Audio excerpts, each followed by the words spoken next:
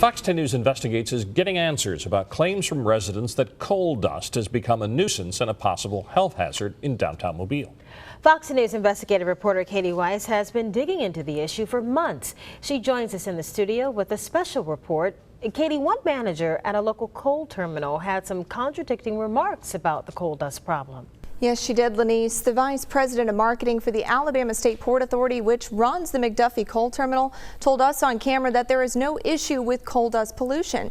Yet, when she knew she still had a live microphone on but was turned away from our cameras, she said something else. But that's not all. We also put residents' concerns to the test, even hiring an independent laboratory to sample areas across the downtown community to test for the presence of coal dust.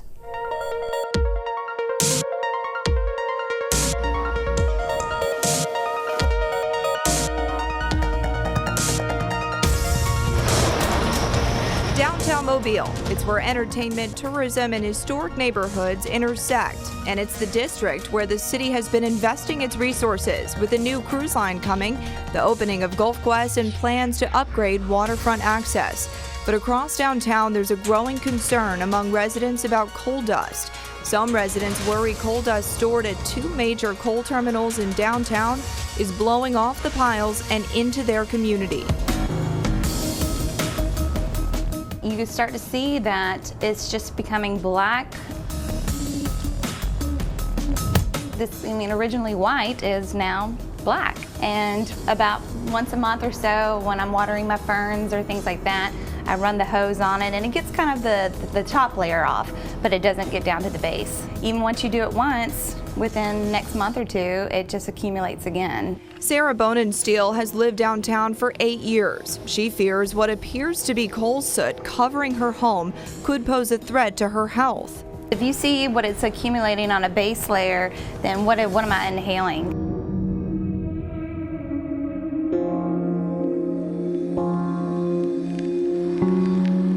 There are two coal terminals currently operating along the Mobile River.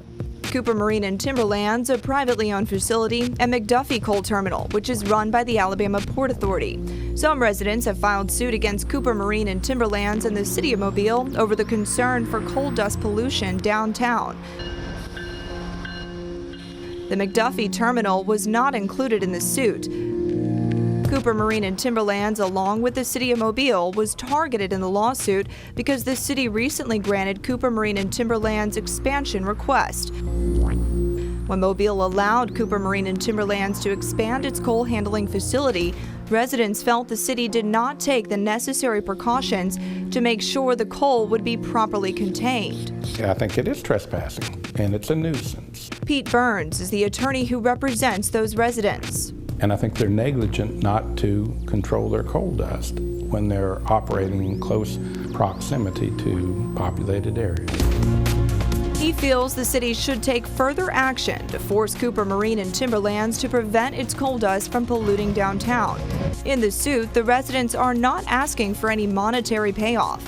Instead, they want to see the city make ordinance changes to further regulate local coal terminals. Doug Anderson is an attorney for the city of Mobile. He doesn't think there's a problem or any need for the city to make a change. For the plaintiffs to win their lawsuit, they have to prove that the Planning Commission and the City Council acted arbitrarily or capriciously in approving the Cooper facility.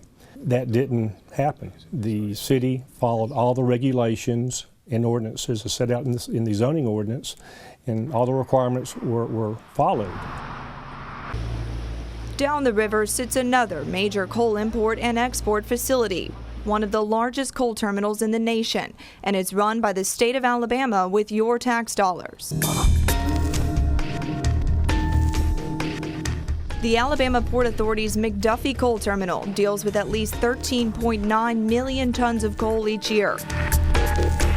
So we asked to take a look at the facility ourselves in order to learn more about what measures it takes to prevent the coal dust from blowing away from the facility.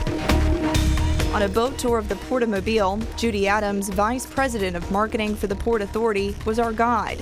She told me McDuffie has no environmental impact. We do know what we do. and we spend millions in infrastructure, both from rain birds, misting systems, transition systems, stormwater collection systems, everything to ensure that our coal is kept in the 500-acre facility.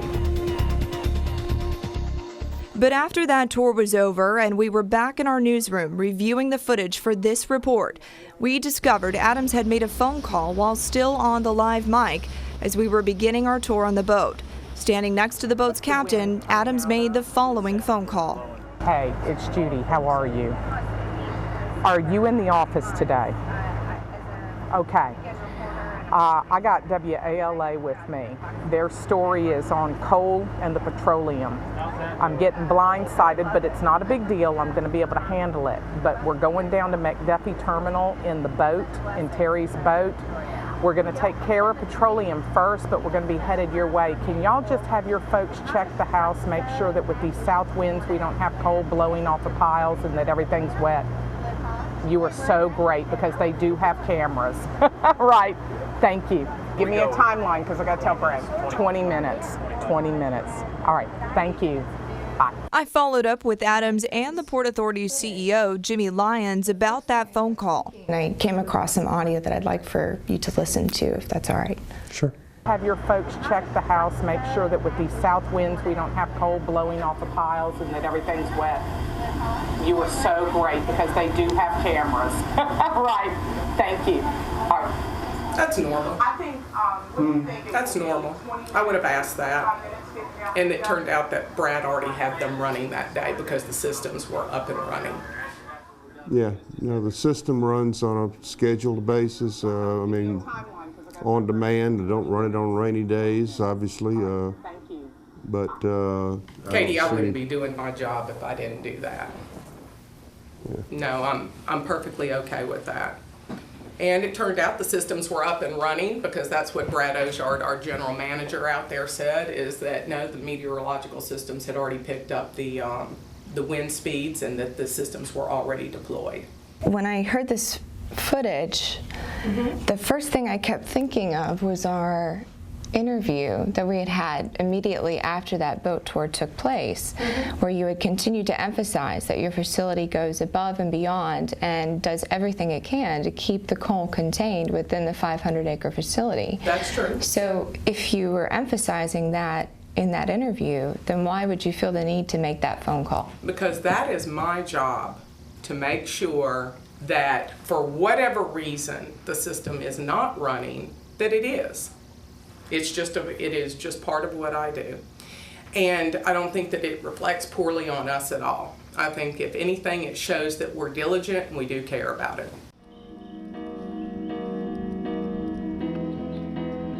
As for some residents living nearby, there's a feeling the facility isn't doing everything it could to protect them. You can get easily discouraged because it seems like this is just something that should not be present. And it's just frustrating when it just seems to go on and on and on. But if it's something that can be prevented by human error or human causes, we should fix that. We heard their concerns, so FOX10 News Investigates put it to the test. We wanted to know, is coal dust really a problem downtown? one of the cool things that you're seeing, you see the misters? We don't want this coal to fly. So we hired a research lab to find out. These were interesting samples. Normally I don't see quite this much coal dust in an outdoor sample. FOX10 News Investigates will show you the results in part 2 of our special investigation, Coal Uncovered. And earlier today, Cooper Marine and Timberlands did actually return my phone calls for comment, and the company only said no comment. Okay, I understand you took coal dust samples from different parts of downtown, right? That's right. We actually tested multiple different areas across downtown to find out if coal truly is covering downtown. So we're interested to see what those results are going to be, and we're going to show you tomorrow night. And was one near an elementary school? That's right, Lenny. So we tested just one block away from an elementary school, and tomorrow we'll show you exactly where we tested across downtown and what we found, and what people in charge may or may not be doing to address it.